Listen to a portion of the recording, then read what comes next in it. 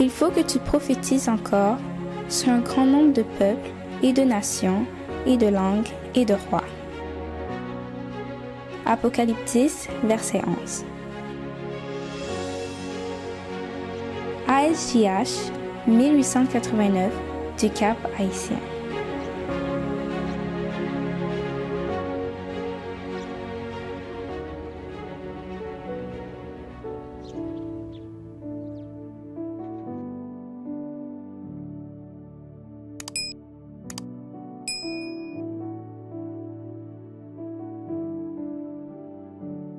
Jésus, notre souverain sacrificateur.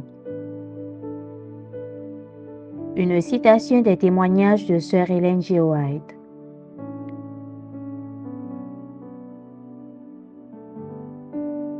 Hébreux 4, verset 14.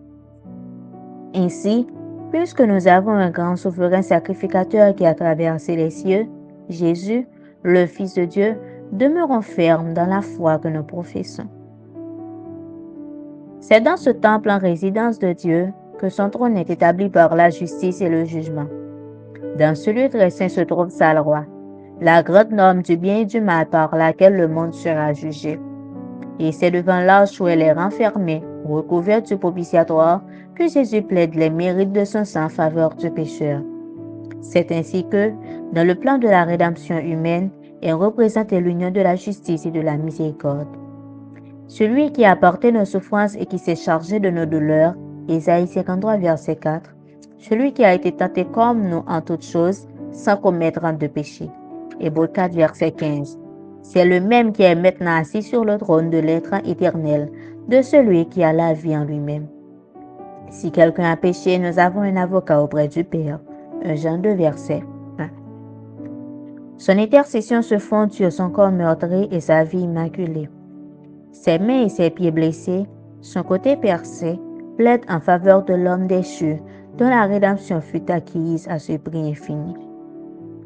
L'intercession du Sauveur en faveur de l'homme dans le sanctuaire céleste est tout aussi importante dans le plan du salut que sa mort sur la croix. Satan cherche constamment à dominer sur nous par nos défauts, sachant bien que si nous les caressons, il finira par réussir. Pour cela, il nous trompe par ce fatal sophisme. Il n'était pas possible de vaincre en se penchant.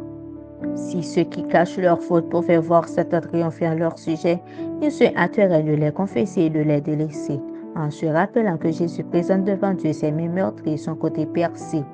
Et dit à tous ceux qui veulent le suivre, « Ma grâce te suffit. » 2 Corinthiens 12, verset 9. Que nul donc ne considère ses défauts comme incurables. Dieu vous donnera foi et grâce pour les surmonter. Nous vivons à l'époque du grand jeu des expiations. Tous ceux qui veulent que leur nom soit maintenu dans le livre de vie doivent affliger leur âme devant Dieu, ressentir une véritable douleur de leur péché et faire preuve d'une sincère conversion. Un sérieux retour sur soi-même est nécessaire. Puissance de la grâce, page 70, paragraphes 2 à 5.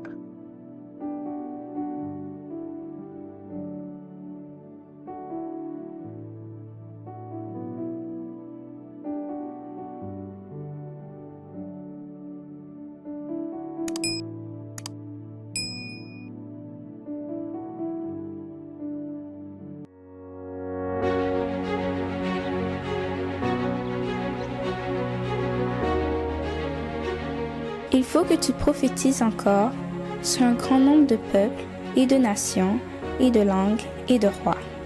Merci d'avoir écouté cette présentation. Si vous souhaitez prendre part à la mission que Jésus-Christ confie à notre Église, contactez-nous via les coordonnées suivantes: ASJH 1889, caphaïtien@gmail.com, pour WhatsApp 509 32 32 41 42.